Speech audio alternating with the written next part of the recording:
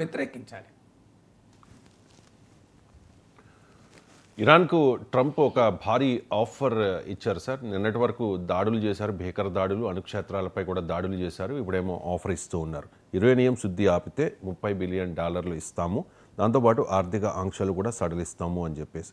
So చర్చలకు సిద్ధంగా లేమని చెప్పి ఇరాన్ ప్రకటించింది ట్రంప్ ఆఫర్కి రెస్పాండ్ అవుతూ. సో నిన్నటి దాకా భీకర దాడి, ఇప్పుడేమో ఆఫర్ ఇస్తూ ఉన్నారు ట్రంప్. ఏంటి సార్ ఇరాన్ విషయంలో ట్రంప్ వైఖరి ఏంటి?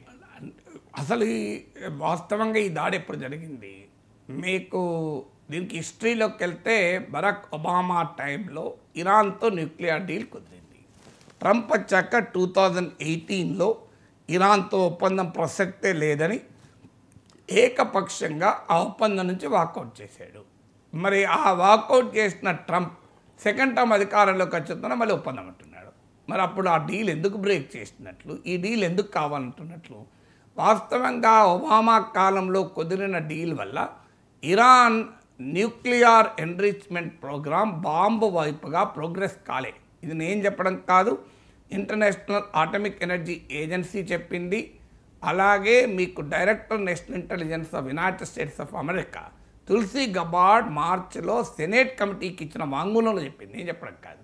కానీ ట్రంప్ ఏం చేశాడు, 2018లో ఉపసంహరించుకున్నాడు. ఉపసంహరించుకున్న తర్వాతనే ఇరాన్ 60% వరకు ఎన్రిచ్మెంట్ చేసింది అనేది వార్త.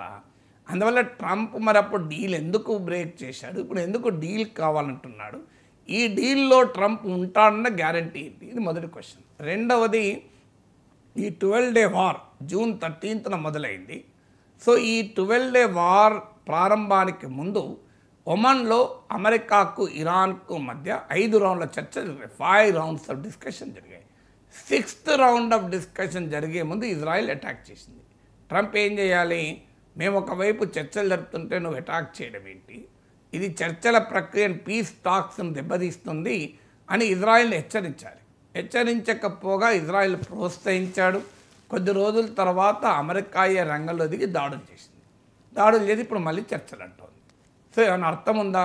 అసలు చర్చలు జరుగుతున్నప్పుడే కదా మీరు దాడులు చేసి, చర్చలు అగ్రిమెంట్ కుదిరే సమయంలో, ఒక ఫ్రేమ్వర్క్ ఎవాల్వ్ అయిన సమయంలో ఖతార్ మీడియేట్ చేసి ఒమన్లో talks, Steve Witkoff American West Asia రిప్రజెంటేటివ్కు, ఈ గల్ఫ్ ప్రాంతంలోని అమెరికన్ అలైస్ ఖతార్ ముఖ్యంగా ఇరాన్తో చర్చలు జరుగుతున్న సమయంలో మధ్యలో దాడులు చేసి ఆ చర్చల ప్రక్రియను అర్ధాంతరంగా దెబ్బతీసింది ట్రంప్. ఇప్పుడు మళ్ళీ అంటాడు మళ్ళీ చర్చలు పెడతా, మళ్ళీ డీల్ అంటున్నాడు. ఏమైనా అర్థం ఉందా? ఇప్పుడు ఏమంటాడు, దే ఫాట్ బ్రేవ్లీ అంటాడు, వాళ్ళు బ్రహ్మాండంగా ధైర్యంగా యుద్ధం చేశాడు అని. ఒకవైపేమో మొత్తం ఇరాన్ నాశనం చేసిన అంటాడు, ఒకవైపేమో దే ఫాట్ బ్రేవ్లీ అంటాడు. మరి ఏది నిజం? సో ఇప్పుడు ఇరాన్కు నేను $100 కోట్ల ఇస్తా, ఇరాన్ న్యూక్లియర్ ప్రోగ్రామ్ను అమెరికా నడిపిస్తుంది అని చెప్తున్నాడు. విచిత్రం ఏంటంటే నిన్నటిదాకా న్యూక్లియర్ ప్రోగ్రామ్ని టార్గెట్ చేసి ఫోర్డు, నటాన్, ఇస్ఫహాన్లపై అటాక్ చేశాడు. ఇప్పుడు ట్రంప్ ఏమంటాడు, వాటిని రీబిల్డ్ చేస్తాను, డబ్బులు ఇస్తా అంటున్నాడు. ఆ డబ్బులు కూడా అమెరికా ఇవ్వదంటున్నాడు, పక్కనున్న గల్ఫ్ దేశాలు ఇవ్వాలంటున్నాడు. అంటే అమెరికా ఇరాన్తో కుదుర్చుకునే పీస్ డీల్ కాస్ట్ గల్ఫ్లో ఉన్న అమెరికన్ అలైస్ భరించాలి, వీళ్ళు భరించాడు, ట్రంప్ అమెరికా భరించదు. ఇప్పుడు గాజా విషయంలో కూడా అదే ప్రపోజల్ పెట్టాడు, దాన్ని రిసార్ట్గా మారుస్తా, అది కూడా నేను చేయ, మిగతా అరబ్ దేశాల డబ్బులతో చేస్తా అన్నాడు. సో అసలు ఏమైనా అర్థం ఉంటుందా? సో ఇరాన్ ఎలా నమ్మాలి దీన్ని?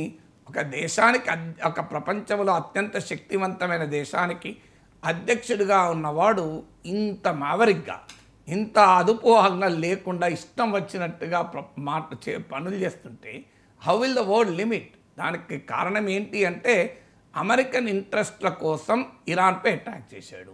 కానీ ట్రంప్ చరిత్రలో మిగలాలనుకుంటున్నాడు. చరిత్రలో దాడులు చేసిన వాడు మిగలడు, దాడులు ఆపిన వాడు మిగులుతాడు. ప్రపంచంలో ఎప్పుడు కూడా దాడులు చేసిన వాడు మిగలడు. భారతదేశాన్ని 200 ఏళ్ళు పాలించిన బ్రిటిష్ వలసవాద ప్రభువులు ఎవరు చరిత్రలో మిగలలే. ఆ వలసవాదానికి ఫుల్ స్టాప్ పెట్టిన Mahatma Gandhi మిగిలాడు.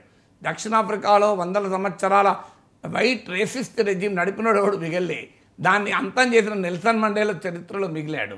So Martin Luther king చరిత్రలో మిగిలాడు, కానీ అమెరికాలో వైట్ రేసిస్టులు మిగిలలే. అందువల్ల చరిత్రలో ఎప్పుడు కూడా యుద్ధాలు చేసిన వాడు చరిత్రలో మిగలడు, యుద్ధాలు ఆపిన వాడు చరిత్రలో మిగులుతాడు. అందువల్ల ట్రంప్కి ఏంటంటే చరిత్రలో మిగిలాలి అని కోరిక. సో ఆయన పర్సనల్ ఎజెండా ఒకవైపు నడుపుతుంది, అమెరికా రాజ్య ఎజెండా మరోవైపు నడుపుతుంది. చిన్న బ్రేక్ తీసుకుందాం సార్, చిన్న బ్రేక్ తీసుకుందాం. బ్రేక్ తర్వాత మరిన్ని ఇంట్రెస్టింగ్ టాపిక్స్కి సంబంధించి